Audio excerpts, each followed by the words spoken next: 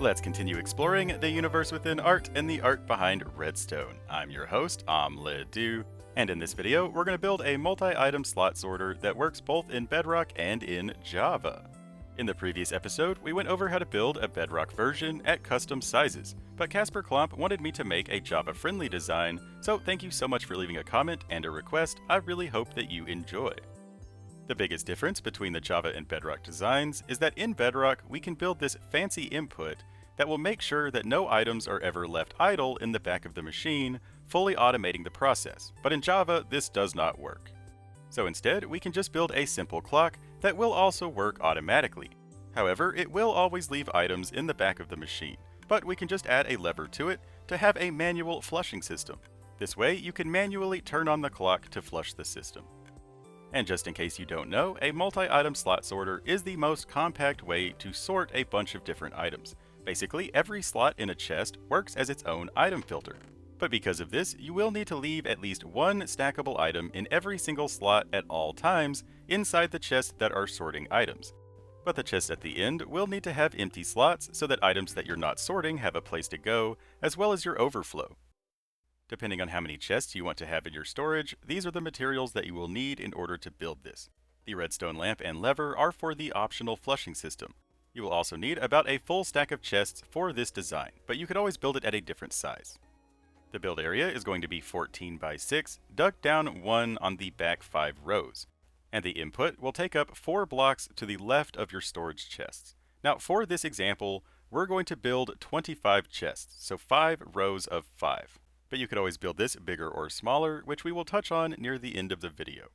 But to start off, we're going to place our input chest over here on the left side, 1 block above the ground, then place a temporary block so that we can place a dropper facing toward the other chests, 1 block under that one, going into 5 droppers that are all facing up so that they end up flush with the topmost chests, like so. Now we need to place hoppers into the right side of all of these chests. So make sure that all of these hoppers are pointed into the right side on the back of all of these chests.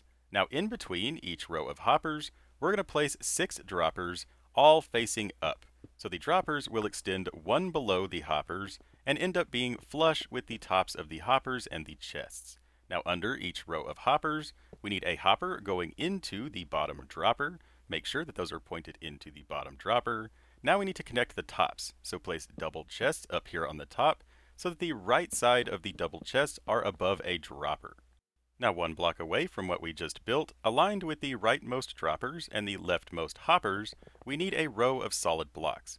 Then we need 2 more rows going up so that it alternates between air and blocks, and this should end right there 1 block below the topmost hoppers and droppers. Then on the front side of these blocks, aligned with the hoppers, we need to place redstone torches. So right here at the very bottom on this corner, we don't need one because there is no hopper there. But everywhere else, we will need a redstone torch on every other block on these rows, so that we end up with a redstone torch on every other block aligned with all of the rows of hoppers. Now in between all of these torches, directly behind and touching all of the droppers, we need to place a glass block at the same level as our solid block platforms. Now we need to place repeaters with no additional delay on top of every single glass block so that these repeaters are pointed into the droppers. Now all we need to do is place redstone dust on top of all of these blocks so that it connects all of the repeaters together like so. And we are now done with the redstone for the storage system. Now we need to build the input. So place a comparator that is looking at this dropper, then go up by a solid block, then 6 more solid blocks going out this way, then place a dust in front of the comparator, turn around and place a comparator on subtraction mode, make sure it's on subtraction mode, then a repeater with a 3-tick delay, so poke that repeater 2 times, then a repeater with no extra delay, redstone dust, and a redstone torch, like so. Now all that's left to do is to connect this torch to the rest of the redstone. So just build a diagonal staircase going up like so, and place dust on top of it.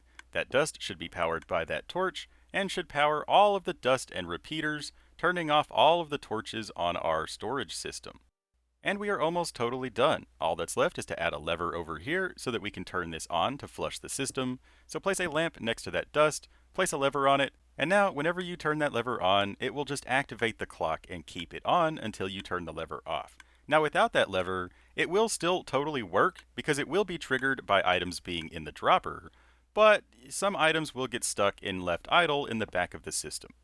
But finally, place a hopper under that chest going into the leftmost dropper, and you are now totally done. All that's left is to load the items that you want to sort. So starting with the top leftmost chest, you need to place at least one stackable item into every single slot in all of the chests for those items to be sorted.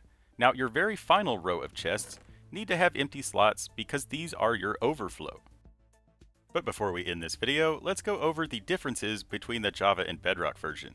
So in Bedrock, you can just have dust on top of this glass and it will totally work. But in Java, you need to have repeaters on here to change the timing. Then we also mentioned that you can't use this timer on Java, and that is because etho clocks do not work on Java. Pistons fail to activate if they fail to activate the first time they try. So you could always try to build a different variation of etho clock and then add that to this front section so that you have a timer to keep it on long enough for items to get all the way through. I'm just not really sure how you would build that in Java. Some other differences are dust cannot be on top of pistons in Java or that dust will break. Same way with torches. Torches cannot be on top of pistons. Another difference in Java is that redstone dust cannot travel down glass, but that doesn't always apply to this design. However, in Bedrock, you can switch out this dust for repeaters, just like the Java version, and you can actually lower this clock from a 5-tick delay down to a 4-tick delay. So that will make the item transfer just a little bit faster, albeit more expensive because you will need one repeater per dropper. But no matter what version you are playing in, if you want to build this wrapped around corners or expand it to be really long or really tall, basically the same expansion rules will apply. So be sure to check out my expandable guide to multi-item sorters that I will link here on the screen and in the video description. Just if you're playing on Java, keep in mind the differences between the Java and Bedrock that we just went over. All you will need to do is replace that dust with repeaters and use a simple clock rather than the fancy complex automated one. And if you run into any problems, need some help, or have any questions, simply talk to me down in the comments and I will do my best to help you accomplish whatever it is that you're trying to do. But that's all we got for this video. I really hope you enjoyed it. If you did, don't forget to like, favorite, share, and subscribe, and be sure to leave a comment. Let me know what you did or didn't like about the video. If you have any questions or requests, I will do my best to help you out. And a big shout out to all of my subscribers, all of my supporters, and to you. Thank you so much for watching, and just know that you are a totally awesome person. It is your support that allows me to continue making videos, so I appreciate you greatly. I hope you gained something from these videos, and I hope to see you again soon. But until then, I've been your host, OmLedu, sharing a redstone trick or two, and reminding you, as always, don't forget to have fun. Bye-bye!